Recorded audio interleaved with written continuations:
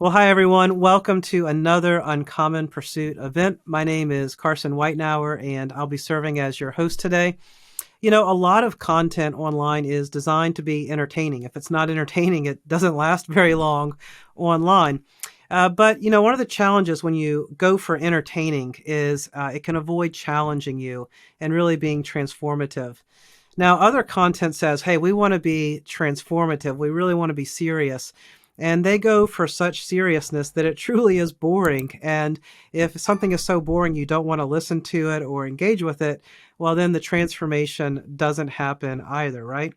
And so, what we're trying to do is, I certainly hope you will find this to be an enjoyable and fun interview to listen to. And you can listen to it as you're mowing the grass or driving your car or sitting at home with your computer. But our passion at Uncommon Pursuit goes far deeper than giving you something you're going to enjoy. We are desiring that we would be transformed by God for God's mission, that the Spirit of God would work in our spirits to make us like Christ for the glory of God. And as God is changing us and making us new people in Christ Jesus, we want to look around and see, what is God already doing in my family, in my friends, at my workspace, with my neighbors, whoever I meet while I'm traveling or out and about. What is God already doing? I want to identify that and participate in God's mission. And that passion is what led us to this interview with Dr. Jana Harmon, because Jana is a very unusual person. She has dedicated years of her life and done a PhD to study how God has been at work in the lives of atheists, educated atheists in particular, but perhaps the group you would think is most unlikely to follow Jesus. And she has seen how often highly educated atheists have made that transition to following Jesus. And so she is the author of Atheists Finding God. And that's the book that we have sort of had as the basis for our conversation today. She's the host of the Side B podcast. She's a teaching fellow for the C.S. Lewis Institute of Atlanta, and her PhD was in religion and theology from the University of Birmingham. And so, Jana, welcome to Uncommon Pursuit. This is your second time with us. It is so good to have you back. And before we get into our interview today, if you could just share your heart with us, introduce yourself again, and tell us what motivated you. Like, what's the secret reason, or not so secret reason, that you have dedicated so much time, so much money, so much energy, so much care into this question of why is it that atheists decide to follow Jesus? Well, thank you for having me first, Carson. It's such a privilege to be here. And that is a really great question to begin. My heart for this work, it really came from a place of really understanding, loving Christ, understanding the Christian worldview, that it really had the answers to all of reality, to the reality outside of ourselves. It met every need inside of ourselves, of affection and belonging, of longing to be known and loved, and everything fit together. And having studied apologetics and understanding the grandness of the worldview and how wonderful it is, even from a personal spiritual perspective, it became, I guess, disconcerting is a good word, I guess, to see how people would dismiss it so readily. If it is the best explanation for all of reality and for our lives, why were so many people dismissing it and out of hand and not giving evidence or arguments from the Christian worldview any glance? Or if they did, they would just, again, dismiss it without real engagement or thoughtful engagement, it seemed. It seemed that when I was observing debates and writings and things between Christians and atheists, that they just seemed to be talking past each other. So I wanted to know why, or what would it take for an atheist to become a Christian? What would it take if the evidence and the arguments, are just rolling past them? What would it take? And so I wanted to do a very broad study to take a look at more than just rational reasons for why we believe the things that we believe. I wanted to look at all the ways or different ways that we form our beliefs, why we hold beliefs, what it would take to open someone to belief, to a different way of thinking or an opposite worldview, essentially in the case of atheism to Christians. And so I just wanted to take a broader look, because at the end of the day, you and I are both followers of Christ, and we know the abundant life that that offers. And we know so many people who are rejecting it out of hand, and we can look around and see there's so many people who need it, whose lives would be so transformed with it, with Christ, that it really comes at the end of the day from a heart of evangelism to want others to know what we know. Yeah, that's helpful. And I love the sincerity of your answer and how heartfelt it is. That, I mean, Jana, I woke up this morning and I hadn't had my coffee. And I did a full pallet of mulch into my yard yesterday. Massive weed problem, trying to take care of that. So I woke up extra tired today. I was not thinking about God or particularly religious, just I was awake. And yet here I am feeling that God loves me. And perhaps that is some kind of crazy self-deception project I've engaged in. And yet I have this sense that I'm being loved by my creator. And of course, that is a reality that I would want others to experience. And so I'm grateful that it comes down to something as genuine and good as that. Um, Now, Jana, sometimes the way in which conversion gets described is really simplistic. For instance, um, and forgive me if this is crass, but sometimes I've heard, the gospel is the power of God for salvation. I've heard that taught as if the gospel is some kind of magic spell. And if you use your wand and you kind of like cast the gospel with sufficient spiritual power, then bam, an explosion will happen in someone's heart and boom, they're a Christian like that. And that definitely happens. And I praise God for how he can do that. But I tried casting the gospel as a spell, and maybe I wasn't a high enough like wizard, like level 25 to, make it happen and have the desired result. But I was disillusioned to realize that simply announcing the gospel didn't lead automatically to conversion. And so I had to go back and ask myself, how does conversion actually take place? And in Atheists Finding God, you talk about how even in the academic literature, among people who this is their professional area of academic research, sometimes provide very, single causal explanations for why someone converts religions. And there's a lot of different causes that are proposed in the academic literature. And this is an area where I'm just kind of tiptoeing in the baby pool and you swum in the PhD level deep end. But you propose that conversion should be seen as this dynamic and complex event. And so why do you propose that? And what do you mean by that? Good question. I'm there with you. I think we're all kind of guilty of sometimes thinking that, well, if they just heard, they would believe. What is going on? But on the opposite end, it's interesting when with my podcast are stories of former atheists who tell their stories of moving from disbelief to belief. And every time I post a story, particularly on say a Facebook board or wall where there are atheists in the audience, they will often say, oh, he or she just converted because they met somebody, or because, they hit rock bottom, or because, and then you fill in the blank, that they think that there's some kind of simple turn and that's it. And it's a very shallow kind of, like you were saying, singular kind of explanation.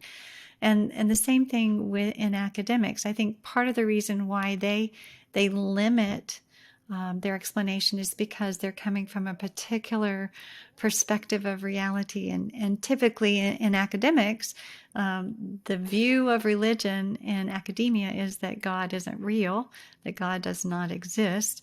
And so So the explanation for the conversion has to be something other than God, for sure, and spirit. So anything spiritual, it has to be a natural explanation. That is, that they just, it was personally beneficial for somebody. Religion works for somebody. It gives them a place to belong, people to belong to.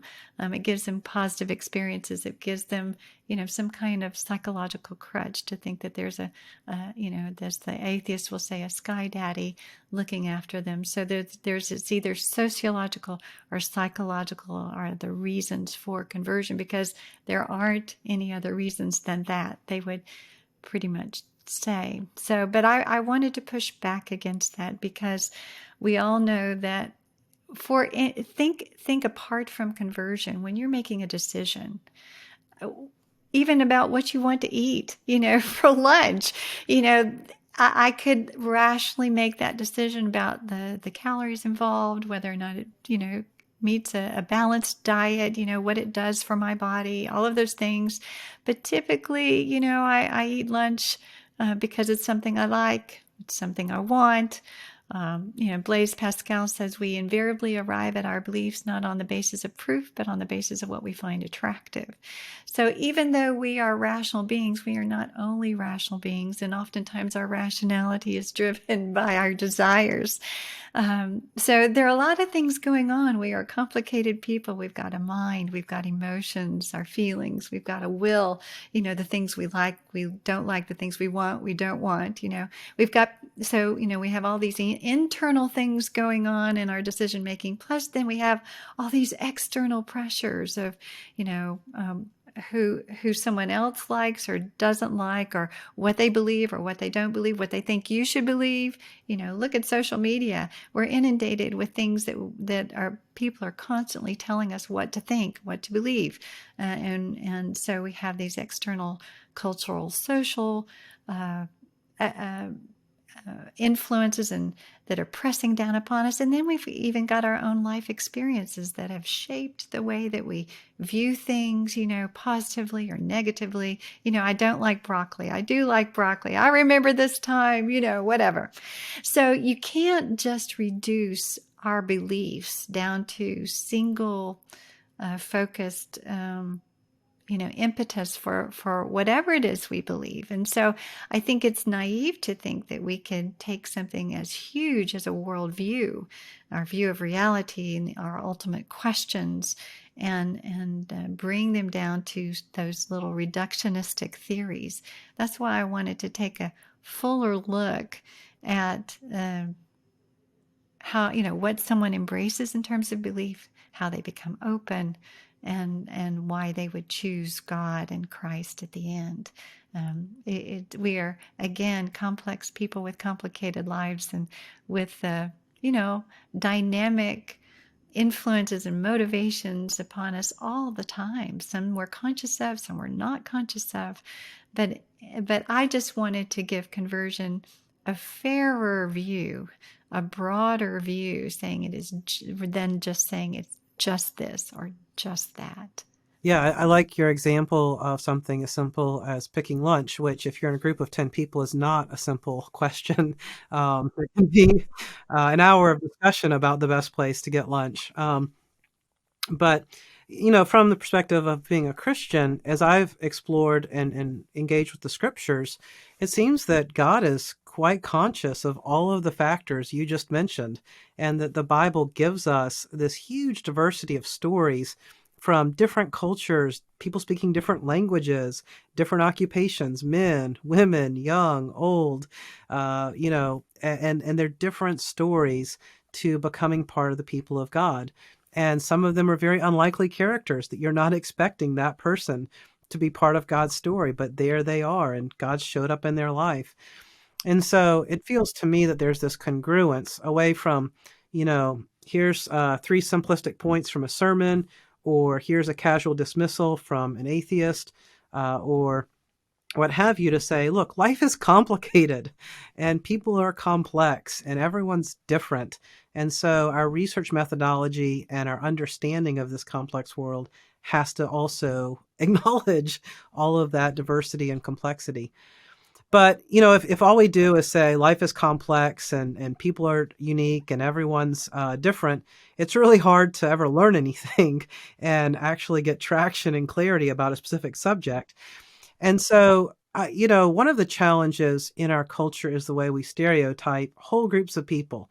And we say Christians are like this, or atheists are like that, or Muslims are like this.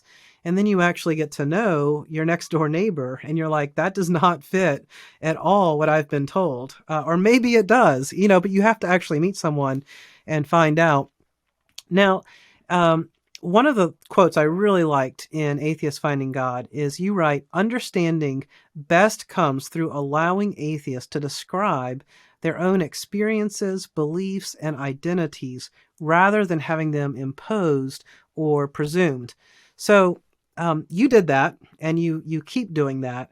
Without stereotyping, can you share with us some of the key patterns or commonalities that keep reoccurring? What is the atheist self-identity, and what would they, if you said, what does it mean that you're an atheist? What are some common answers you hear? I think that atheists think of themselves as who, in terms of who they are and who they are not. They seem to have a pretty, I guess, clear understanding of that. For the most part, atheists see themselves as this sober-minded, intelligent, rational, reasoned individual who values science. They, demographically speaking, are majority are white, urban, left-leaning males. There are females, but it is mostly, although, there are, of course, different people of ethnicities and that don't believe in God. But for the most part, it does seem to fall in that category. They don't see what they don't want to see themselves as weak-minded, intolerant. They don't want to see themselves as kind of stubborn or superstitious or not progressive. They don't want to see themselves as deluded or uneducated. There's this sense of stereotyping of the Christian, right? So they don't want to be that. But in terms of the definition of atheism, that has really shifted over the last few years. Whereas when someone said, what does it mean to be an atheist? Or what they would probably say, that means that I don't believe that God exists. It's pretty straightforward. Over the last few years, they've changed that to I lack a belief in God, or what some would consider a weaker form of atheism. They would say that just as you don't believe in Santa Claus or the tooth fairy, I don't believe in God. And they're usually, when they say that, they will refer, like, I don't believe in any God, but most often it's associated with the Judeo-Christian God. There seems to be that kind of tie that they're rejecting, that kind of God that they're rejecting. That's what you hear most of. But I think they've taken that tact of, I merely lack a belief in God, so that they don't feel the onus to prove or disprove anything other than that, that's just what I don't believe. Now, proving what they do believe, that's a different story. It seems to me that a lot of atheism is presumed, and they're very adept at tearing down what they don't believe in Christianity or God, but they're not as adept at really substantiating the reason why they believe that only the natural world exists.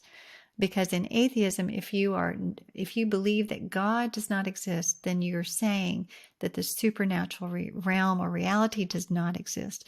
So by implication, you have to turn and say, well, what does exist? Well, only the natural world exists. And so all of the big questions of life and reality have to be answered within this closed natural universe of determined cause and effect. So, and they have to really in a sense, kind of prove that is their perspective and why they believe that that's true. But that's a harder thing to do. It's easier to tear down the Christian's belief than it is to build belief in naturalism. It's usually based on what they would consider to be science and authority, or some kind of intellectual thing that really oftentimes goes unsubstantiated, but oftentimes presumed. Okay. Well, those are some helpful things to have our ear out for and kind of listening to see if that's what our friend would identify with. And perhaps some ways we could ask some questions and uncover, hey, does that describe you? Or, maybe it doesn't. And but that's helpful to get that sort of picture of what you've heard in your extensive research. So, Jana, to go to a data point of one, how do you describe what it means to be a Christian? This is a data point of one. I think just as atheists cannot be pigeonholed into one descriptor, I think Christians also, if you had 10 Christians or 100 or even just the both of us, how we would describe being a Christian, you and I might be very close in our description. But there, but there is a stereotyping that I think does a disservice to Christianity, because in the sense that everyone who calls himself a Christian doesn't perceive Christianity in the same way.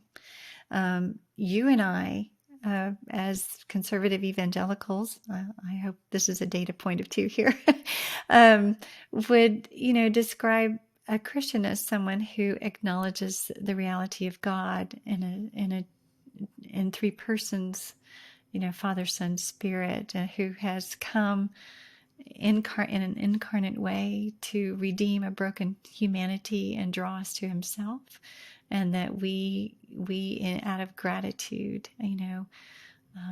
surrender our life to Him, the one who impugned His righteousness upon us, to make us acceptable and reconciled to Himself. So it is someone who actually follows Christ with all that they are, and I would say that. That's really helpful. I think we're aligned. At Uncommon Pursuit, I was searching for how do we describe what it means to be a Christian for Uncommon Pursuit. And we ended up with two statements of faith. One is the Nicene Creed, because that's, an ancient and universal creed that I think is what any Christian ought to be able to say, yeah, I affirm the Nicene Creed. But then I also wanted something that spoke to today's issues. And there's a lot of helpful confessions and statements of faith that have been developed. But because we operate with a global context, and we have participants from India and the UK and Singapore and South Africa and, even Georgia. So we went with the Cape Town Commitment that was published by the Lausanne Movement. And so that gave us a rootedness in the global evangelical movement, and helped represent and articulate a statement of biblical faithfulness that spoke to today's issues from the perspective of global evangelicalism. So, Jana, a lot of atheists have trusted you with their stories, and they've shared sensitive details, maybe even some things that they're no longer proud of, or that they look back on with shame or regret. Be very vulnerable to talk about, I used to be this and now I'm that, and here's how it happened. And people are confessing pride and, being selfish, and all kinds of things come out in these conversations, stories of trauma and being hurt and difficult family situations, or experiencing rejection. These are vulnerable stories, is what I'm trying to say. Why do people trust you with their stories? What have you learned about listening or caring, or I don't even know how to ask it really, but why is it that people will share their stories so transparently with you? That is a good question. I think I first of all, I want us to just say that I think from their perspective, and this may be a presumption, but they're so eager to talk about what God has done in their life. and what God has done for them. And they've moved from darkness to light. And so I think out of even a matter of transparency of their own life and worship and in their own evangelical heart for others to see that that God is there for anyone, even the most broken and hedonistic or whatever it is, whatever their experience was, that God can take something so profoundly dark in many cases and bring it to light and redeem it. And so I think I don't, in some ways, I don't want to take credit for their being so forthcoming. They're so passionate about their love for Christ and their love for people and others to understand what is light and joy and love in Christ, that they're willing to reveal so much of themselves. But beyond that, in terms of creating an environment of trust building, I think that's, whether it's with this or with anyone else, we all know as humans that you are more revealing an environment where it feels safe. And that the person who is listening to you actually really cares and actually really listens to you, is listening to understand, not listening just to respond, but actually wants to understand you at a deep level. And so I think part of, I like to give room and space. Whether it's with the words that I choose, whether it's the body language that I give, eye contact, maybe it's a look of just interest, empathy. There's something I think that God creates between people that are wanting to become honest and transparent with each other. There's a mutual respect and a mutual trust that what I'm going to do with what they give me is going to be honored, that they are individuals made in the image of God who are to be highly esteemed and respected no matter what their background or story, that it's not coming from a place of I'm not coming from a place of judgment, but I just want to know them and I want to honor them and understand their experience and why they went through what they went through, and kind of mourn when they mourn, kind of the darker areas, and rejoice where I can rejoice, and laugh where I can laugh with them. I just want to have a shared experience that's authentic. And I think that all of that together is really a beautiful thing when two people trust each other like that. And that's what I look for. And I pray. I will say that every conversation is covered in prayer because, the Lord softens hearts and He helps people to see parts of themselves and to reveal parts of themselves that He knows will be fruitful in some way, if not for themselves then for others. And I think these former atheists have kind of put their lives on offer. It's almost like they put it up on the altar for everyone to see because they know at the end of the day that it's going to bring praise to Christ and hopefully bring people to Him, to Jesus. Yeah, I really love your heart, Jana, and that's just so refreshing to hear. I think there was a much more immature phase. I may still be in an immature phase, but there was a much more pronounced immature phase of my life where, I don't know, out of pressure or spiritual enthusiasm or guilt or love, all the complex motivations of our hearts, that I had an agenda in conversations that, I wanted to bring people to Christ. And I could not see it at the time how repellent and off-putting it was to come into a conversation with such a strong agenda.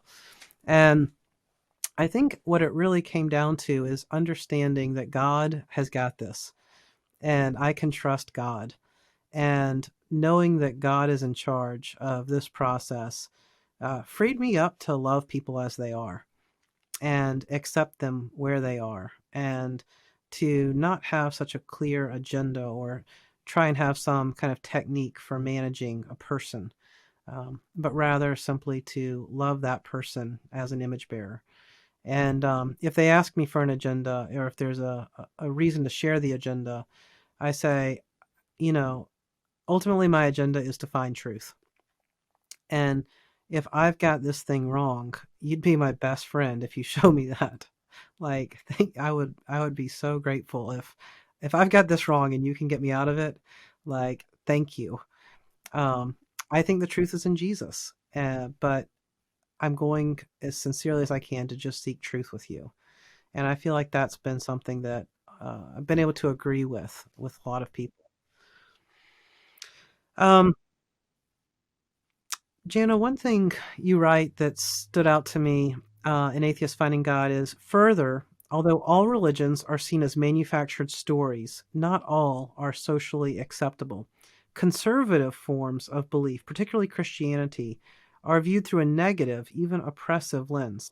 Not only do they seem unbelievable, not real or true, but also unattractive, not good or relevant, and even dangerous, evil. You add a bit later, negative experiences with religious people or institutions turn others away from belief.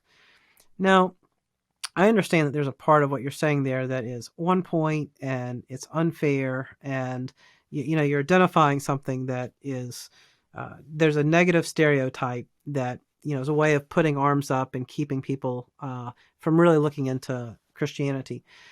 But the other side of it is that to some degree we've earned this reputation. I mean, part of being a Christian is saying we are sinners. And so when people are like, you guys are sinners, I mean, to a degree, I think we have to say, like, yeah, that's kind of what we teach about everybody, including ourselves. And sometimes I see people try and PR their way out of this, and try and have a way of saying, no, Christians aren't so bad. Like, we're actually the light of the world and the salt of the earth. And I don't know why you're criticizing us for all this sin. And it's a complex question, right? But to a degree, the negative reputation does seem earned. My own journey, as you know, was coming out of RZIM and enduring very traumatic spiritual abuse and bullying from leaders in that organization. And I still think about those memories, even this morning. They came to me again, just the unpleasantness of those experiences, and still recovering from them. If you follow certain news sources, um, every day there's another documented financial scandal, pastor taking advantage of a congregant, through sexual abuse. There's spiritual abuse. There's people teaching flat out heresy. I don't know. Sometimes it seems like someone doesn't even have any connection to Christ, but just sees an opportunity for a con and has stepped into that space, but they're identified as a pastor. Um, I mean, the reality is conservative evangelicals have hurt a lot of people. I was looking at one stat, Sheila Greger, don't say her last name. Forgive me, Sheila, if you watch this. She uncovered that 20% of evangelical women report being sexually harassed or assaulted at youth group. And when I saw that, my heart sank. I mean, I had no idea it was as high as 20%. Um, and there's forms of Christianity that are anti-intellectual or hyper controlling. I mean, almost cultish, and how they get into people's lives.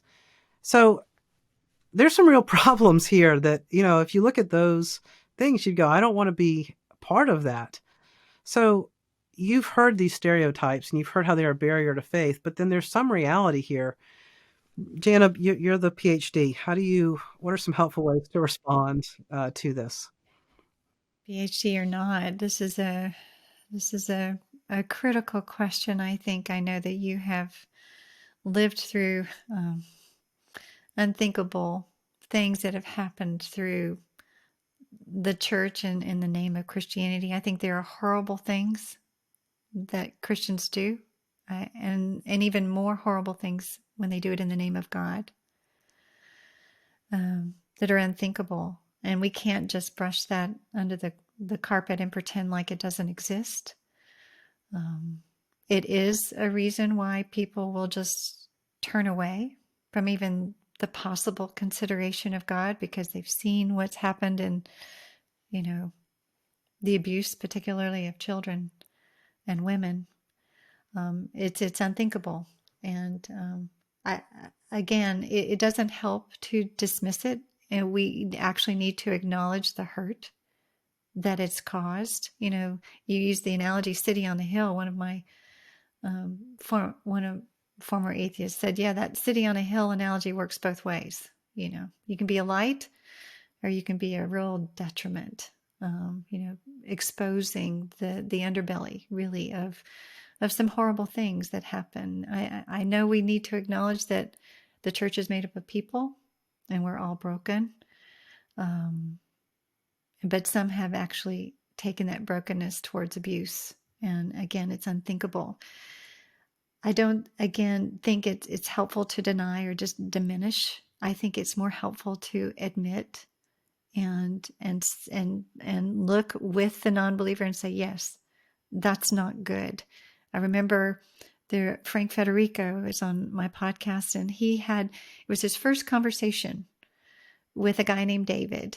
And he did not like Christians. He did not like Christianity. Frank didn't. And he was put on a bus next to this Christian guy. And one of the first things he talked about, he said, was, look at what all the church has done, this, that, and the other, and how horrible it was. One of the first things he said that was so disarming was that his friend David said, yeah, you're right. You know, he didn't try to gloss over it. He didn't try to excuse it, to minimize it. He actually admitted, no, I agree with you. That's a horrible thing. It was a place where Frank said it actually lowered the wall, I guess it were. He was so surprised that the Christian actually agreed with him. You know, it was a strange point of commonality, but it was a point of commonality all the more. I think we don't need to defend the indefensible. I think we need to be transparent. We need to be apologetic. We need to help them understand through who we are, perhaps, in our own best way, to show them that not all Christians are that portrait of you know, destruction and horrible things that they have in their mind, because so many people build up based upon some valid, you know, real, but hopefully exceptional cases, but they are very real and very destructive. But to help them know that all of Christianity is not like that. And the only way you can do that is to show them through your own life and authenticity, and maybe invite them into a community where actually, again, everybody is not horrible, everybody is not abusive, and that we too just confess that is not right, that is not of God, that is a perversion, and it's horrible and it's sinful. So I think that we do need to, again, just address it. It's not something we just put behind us and say, no, that never happened. I think that you would gain respect by admitting, you know, what has happened, and take responsibility for it, and do the best you can to, in a sense, just show them a different kind of embodied Christianity, that everyone is not that horrible picture.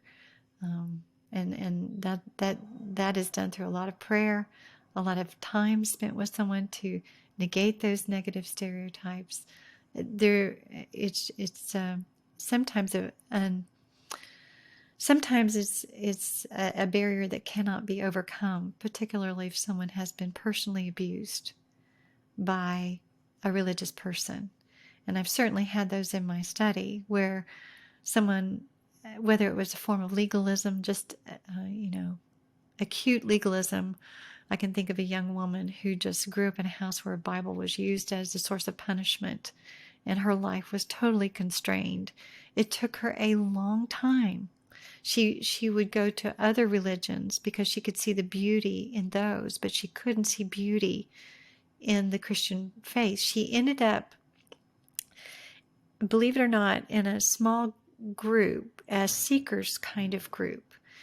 And she came in there with figuratively speaking, both barrels blazing. I mean, she wanted, she just told them all about it. And the group leader was this beautiful woman of God who listened, who validated her own experience, who walked with her, who loved her through job loss, through broken engagements, through all kinds of things, loved and cared for her in a way that she didn't think was possible from a Christian.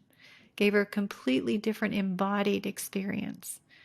And she eventually became a Christian, and now has a heart for those whom she experienced in the Muslim world.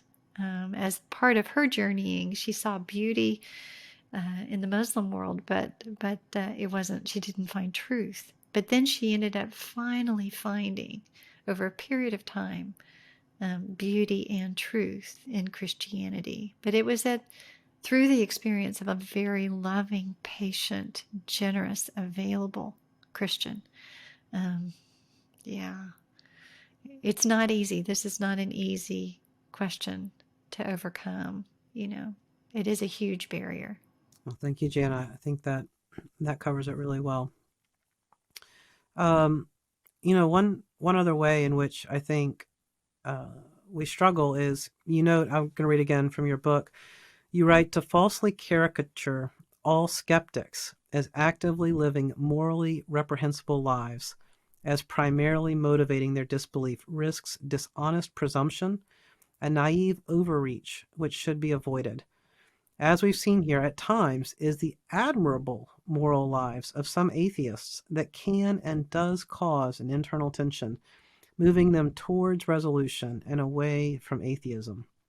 And I think about the ways in which different, sometimes Christians will broadcast, atheists are, the spawn of Satan kind of language, right?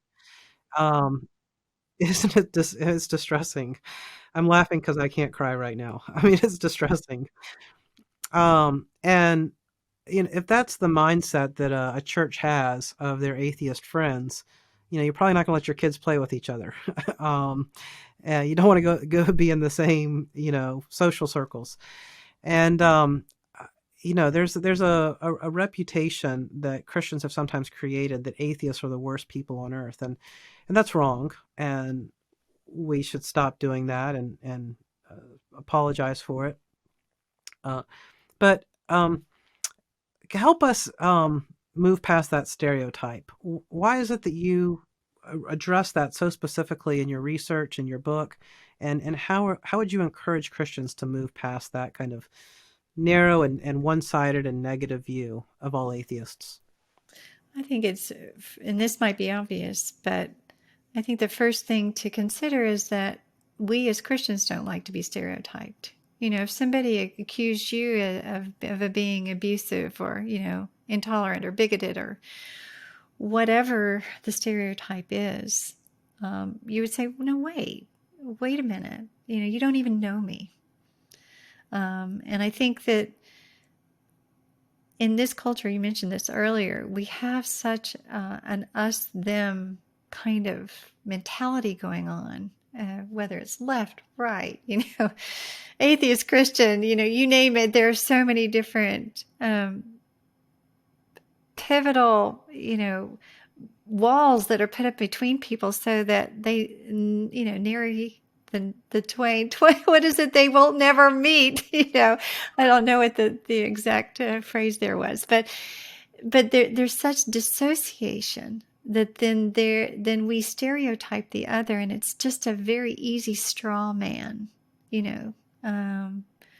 to take down. And so I think that we need to be aware that we're all prone to those kinds of stereotypes, and that we all need to check ourselves, really. I remember in a neighborhood ago, my children were very small, and I went to a play group in our neighborhood, and I met the first atheist I'd ever really known. And she was very outspoken about her atheism, had no qualms about telling you she was an atheist. But she was one of the most warm, funny, outgoing, people I had ever met.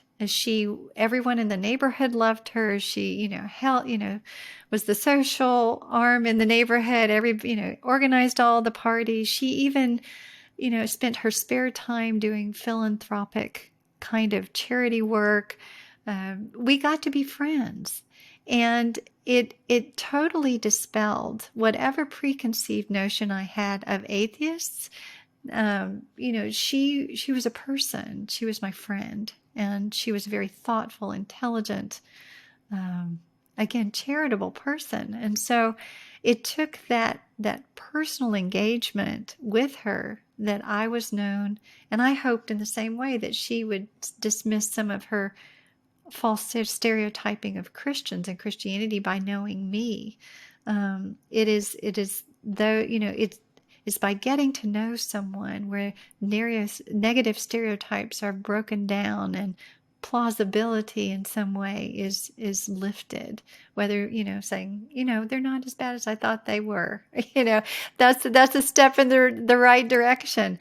But at the end of the day, we're all human beings, with the basic need to be loved and known, and in friendships and in community. And it's amazing to me how much you can find in common. They are not just someone to dismiss, because that's what they do to Christians. They caricature and dismiss. And as Christians, that's the last thing we should be doing. Jesus saw everyone and was filled with compassion and desired to be known by them. And so I think that we need to be very cautious and careful about whole cloth, just kind of stereotyping and dismissing, because that really does a disservice, I think, even to the fact that we're all created in the image of God. We, as C.S. Lewis said, we never meet a mere mortal. Everyone is infinitely valuable. And so to slap a label and dismiss would be not the best thing to do. Well, yeah, especially because we're attempting to communicate a message of truth and love. But if we start the conversation with something that is false and hateful, then it will be hard to get around that and get back to this message of truth and love. And, Christians are the kind of people who love their neighbors. We even love our enemies. It will be hard to have credibility in the message if our approach has been a negative stereotype. I was thinking of, as you were talking about your friend, when I was in campus ministry, I met an atheist who was from Saudi Arabia, which is quite rare, I think. Well, maybe not as rare as we expect. But we were hanging out one day, and he said to me, out of the blue, really, he said, "Carson, I just want to clarify your impression of people in Saudi Arabia." And I thought to myself, I have no impression of people in Saudi Arabia. But he wanted to get something straight. And he said, "The people of Saudi, we just want houses and jobs and families and friends and a good vacation a couple of times a year." And I thought, let's just remember some basics about human beings. We all have some things that are in common with each other. Now, Jana, let's get really practical. You heard a lot of atheists in your research share how interactions with Christians push them away from God. One quote was from Justin, who said, "I didn't know any real Christians, and those who still professed Christ didn't seem to be very confident, and I didn't press them much because embarrassing them wouldn't have brought about much of value." And I respect that. I mean, thank you, Justin, for not going around just shattering people and embarrassing them. I mean, that, what a decent person Justin is to do that. It shows a respect and a consideration. But what would it look like if we put you in charge of all Christian discipleship, and you got to be the director of what Christians learned, and the kind of people that they were formed into? What would you want Christians to dial down on and study and practice? What would be the curriculum? What would be the key What are the top 3 learning objectives that you wish Christians had? Yes, I think I'd like to start by giving just a note of encouragement, and that is that in my study, despite the fact that, Christians are oftentimes poorly stereotyped, that and for and under in and it was not deserved, that 82% of atheists who came to faith, 82% of them, 8 out of 10, met a Christian who helped change their mind about God, faith, and Christianity. And I was just reading work by Joel Furches, who said in his research of 32 cases that 72% met a Christian who changed the false stereotype or the negative stereotypes of Christians and helped them in some way find God. So based upon that, then the question becomes, well, what kind of Christian was that, right? What was formed in those Christians that helped them change the trajectory of these atheist lives? I think, first of all, I would say that if I had my wish, and I could had all Christians do something particular, one thing would be is that they would learn more about their own Christian worldview. I think that I love Bible study, and I think too that everyone needs to be in a very intentional study of the Word, study of God, knowing theology, knowing what's in the Bible, what it is, how it was formed, why it's reliable, all those things. But I also think we need to look at Christianity from a broader perspective, because the reality is all of reality points to the reality of God and the truth of Jesus and Christianity. Everything in our external world to everything internal in us, our human nature, our drive for purpose and meaning, and our intuition of our own value, all of these things that things are really right and wrong, all of these things that we somehow take for granted. We need to understand as Christians that those are based only in the Christian worldview, that there aren't other worldviews don't provide the things that we know and experience and intuit to be true. And we have all of reality on our side. And so that you can become a lot more confident in what you believe, you can become more competent and compassionate, because then you can see that someone may be stuck in a worldview that really doesn't explain, it doesn't make sense to who they are in their own humanity. It doesn't make sense to things in the world and how to explain them. But we know, we know that most all of reality, again, points to the truth of the Christian worldview. So I think that I would love to expand the borders of so many churches beyond Bible study, which again, I'm not dismissing. I think that's critical. It's a critical part of the story and a critical part of our formation. But I think as Christians, we need to go wider, broader, deeper into understanding all of reality. Because I think we would be a lot more effective witnesses in the world. We would understand how other worldviews can't explain the things that Christianity can, and that we have so much to offer.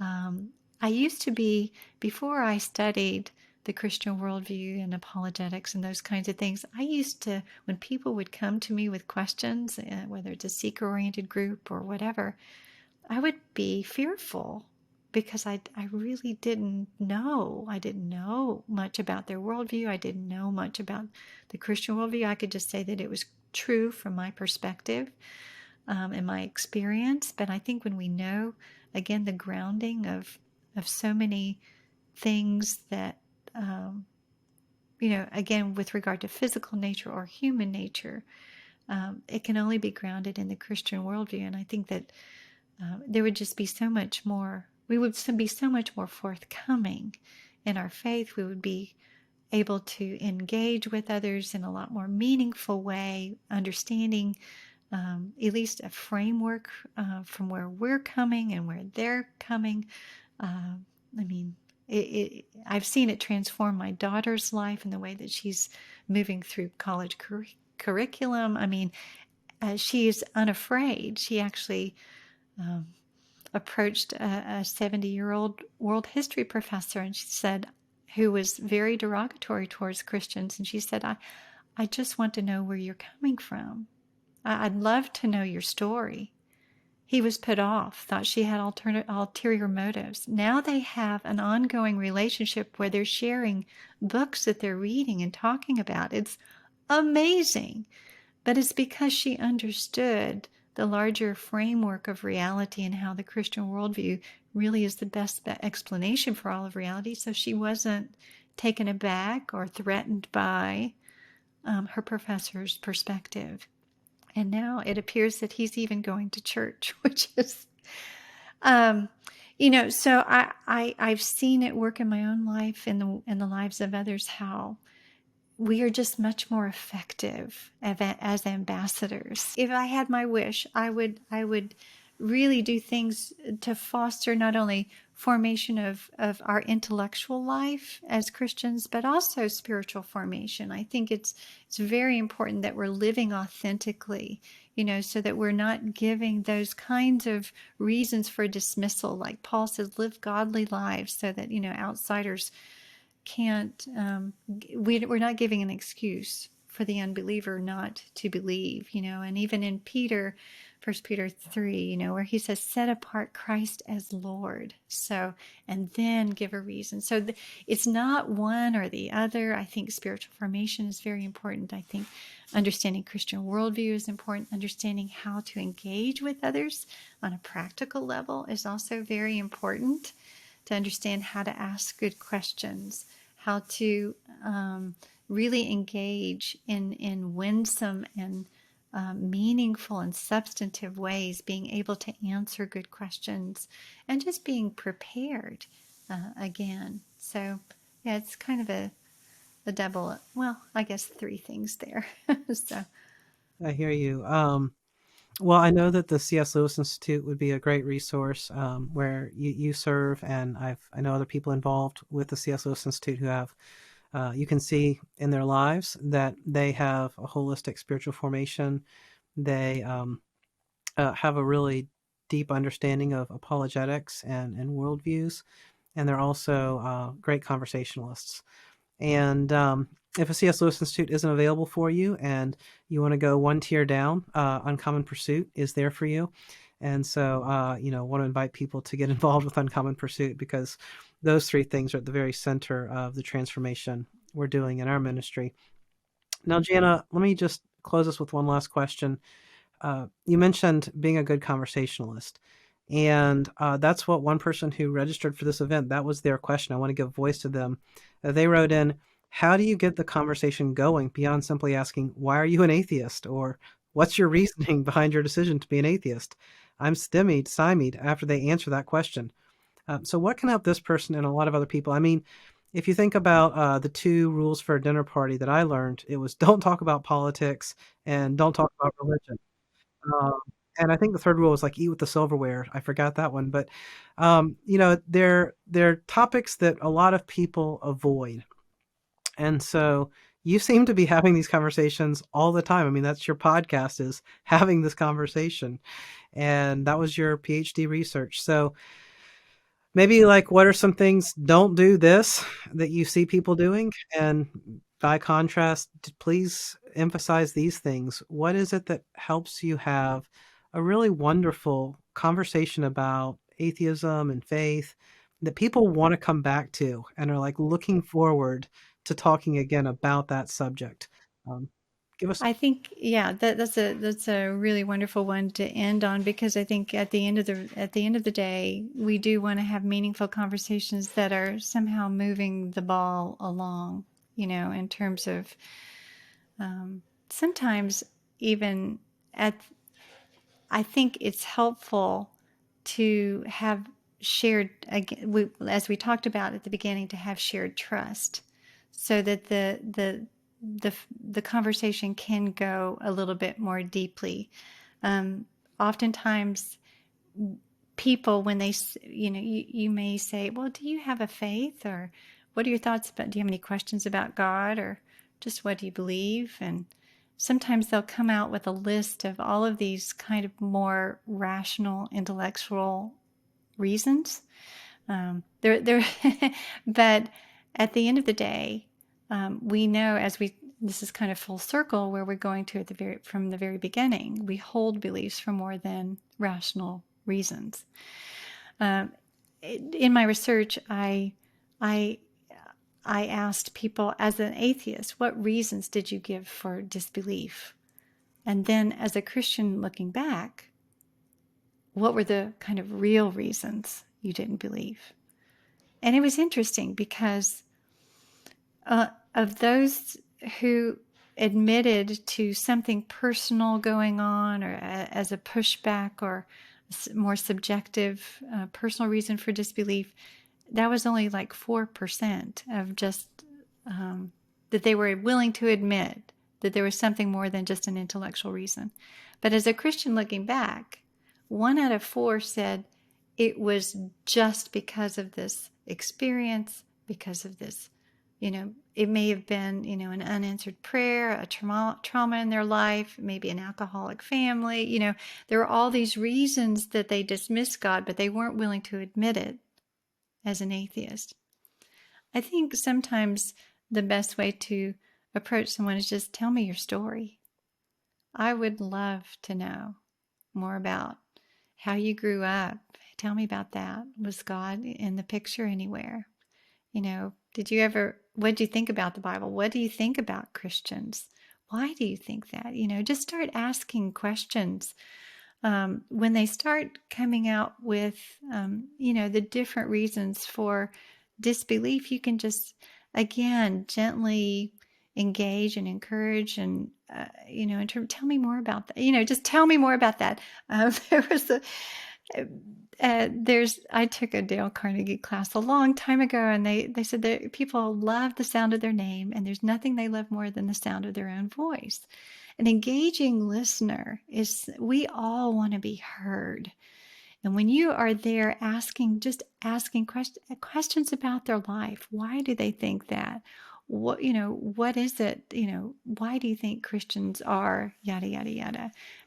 If they give you an objection, just try to take that further, or putting stones in their shoe. I don't know. I'm sure most of your listeners have heard of Greg Koukl and tactics, and it's where you take something that someone gives you and you ask them a further question about it. So I know sometimes they'll just say, I don't believe because of this, this, and this, and then you don't know what to do with that. Well, that is, well, tell me more. Clarify that. What do you mean by that? Why do you think that? Why did that happen? So it's just taking what they're giving you, being very attuned, like even as like a podcaster, and you do the same thing, Carson.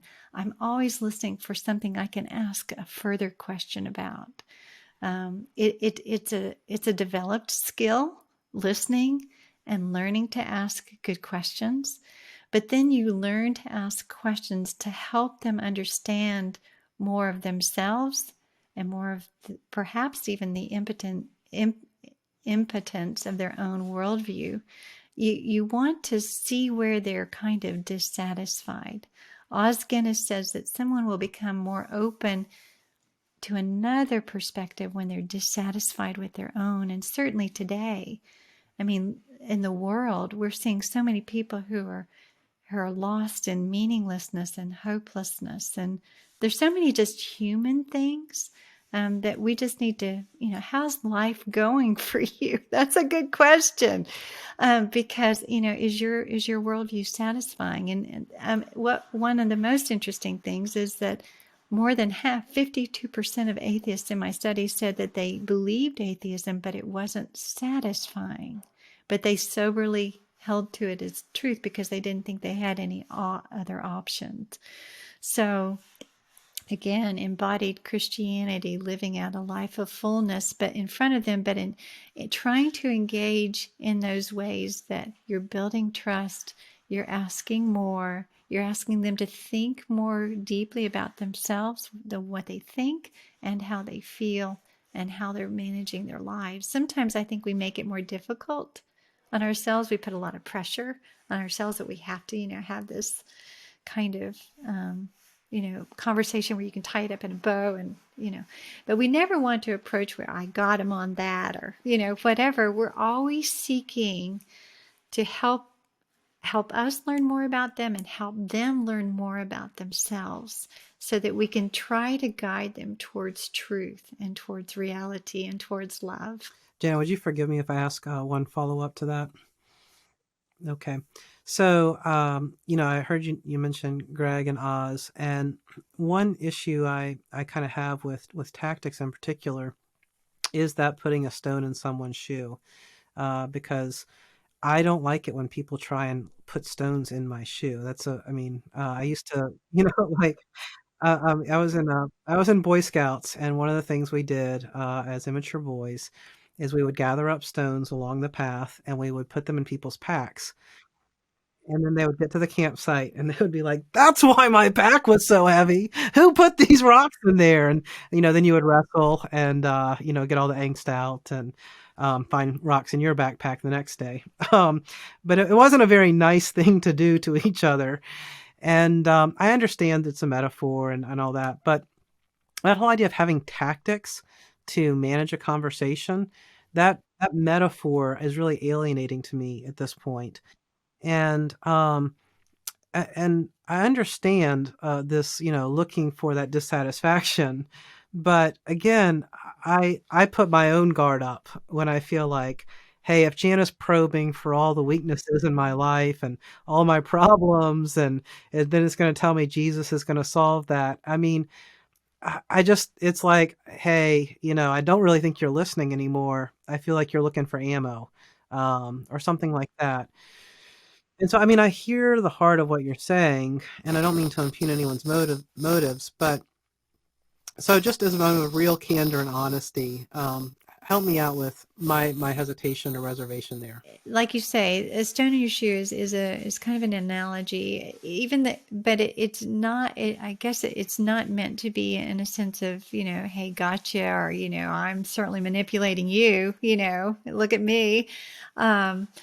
In fact, my most recent podcast, this guy named Stu, just such a staunch atheist, and his wife became a Christian, and he of course hated that. But what he said was her life was a stone in her shoe, because she lived in such a way that was so other than what he knew and what he was experiencing, and in her life completely changed. So it was not.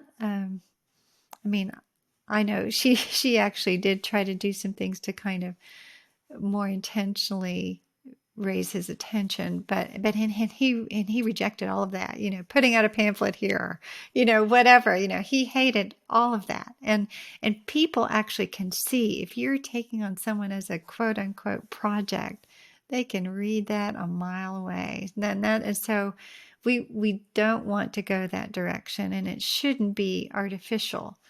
I don't mean to be that, but it's meant to again, it comes from the heart of Christ, the heart of compassion, the heart of, wow, we have something so wonderful.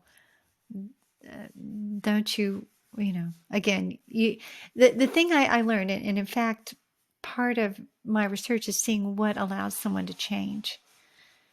And a lot of it is being patient, allowing longings, disconcertions, dissatisfaction to take its course on its own. You can't push or force or manipulate anyone. In fact, a lot of the resistance dropped due to an unexpected crisis. Sometimes it was an intellectual challenge. Sometimes it's just wanting to make more sense of their lives, or even the way that they think about reality. So sometimes I think the goal is not to never ask questions, but to be in relationship with someone so that when their questions that they come up with are come to the surface, divorce, relational breakup. I mean, there's all kinds of things that for them start, life happens, and they start asking the questions. The goal for you is to be there, to to kind of show and tell an embodied view of Christ and the Christian life that they may not have known or experienced. Be there to answer their questions. I think, I love, someone has raised this as well in 1 Corinthians 3, 15 or 16. Be ready to answer for the hope that you have in you. Be ready to answer. Be prepared to answer, not so much be prepared to go, pounce on someone. But you're there and you're prepared and you're patient and you're with someone and they know that you care, but that you think differently, you live differently, and you're demonstrating that. But also be incredibly prayerful. So you want to be present and you want to be prayerful, and patience allows us to, I think, to discern the situation. I think we need to really, again, heart change is from the Holy Spirit. So I think we need to be really in tune with the Spirit of God in our conversations. Go and, to love and to listen and to just be aware of perhaps promptings or what they're feeling or experiencing, knowing when to speak, knowing when just to be present. This is not, like you said at the beginning, there's not a straightforward, okay, here's 1, 2, and 3, and now believe.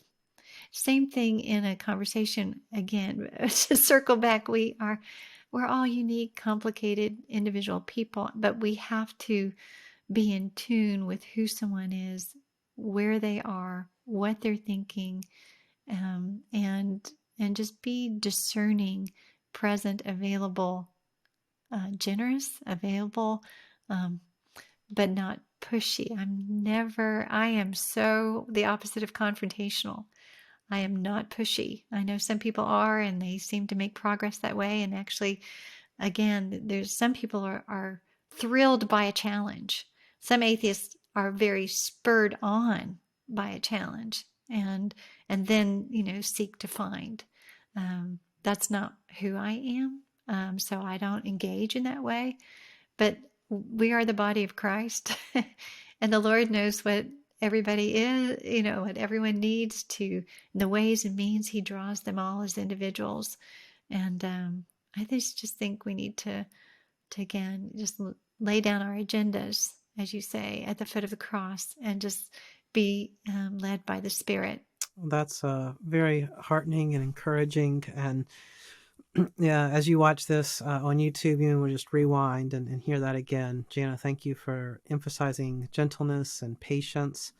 I think that those are countercultural ways of showing love and showing that you value someone, to give them the gift of your time. Well, Jana, thank you for sharing your heart with us. Most of all, you could have just stuck to the research, but thank you for sharing with us from yourself. Your book, Atheists Finding God, is available at every good bookseller, and so I'll have a link below the video for people who want to go and get a copy of it and dive into the depths of your research and the rigor of what you've provided there. And if you want to access Jana in conversation, Side B Podcast is the place to hear her dialogue with people about their stories of transformation, so I'll have a link to that as well. And again, back to the start of the program, we hope that you've been entertained in the sense that you found this engaging and enjoyable and practical and connected to where you are. But I really encourage you not to just listen to this, but to be part of the conversation yourself. And that's why we have an online community in Uncommon Pursuit. It's a very philosophical and theological decision to invite you to participate, because it's, in the study and the preparation for this interview that I learned the most. And in listening to it, we all benefit. But it's really when you go from listening to writing down your thoughts and editing them and praying over them and putting them out there for others to consider, and doing this very slow, intentional work of conversation in the Uncommon Pursuit community, that we get that preparation Jana was talking about. And when we have these slow conversations in Uncommon Pursuit, we're ready to have conversations at the speed of life in real time with people in our circles of influence. So, Jana, thank you for being an amazing guest. Such a privilege to have you today. To everyone who's watched, thank you for giving us your time and attention. We hope you feel it's been well rewarded, and I hope you'll join us again next time. Thank you, Carson.